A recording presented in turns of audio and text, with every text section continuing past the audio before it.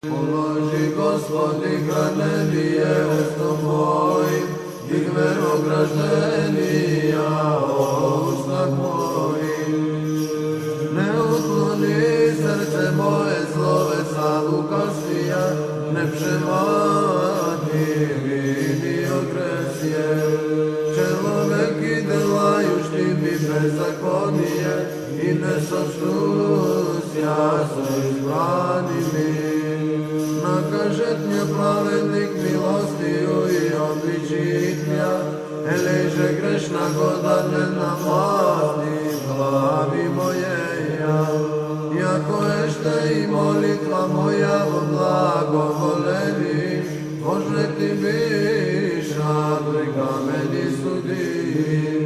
Uslyšacia glagoli moji, jako возмогоша, jako толча землі проседеся на землі, разночишася кости приядє.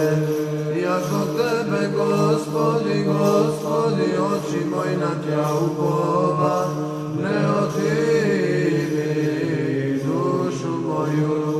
Сохрани меня от сети уже составишами, и от соблазн делающих беззаконие.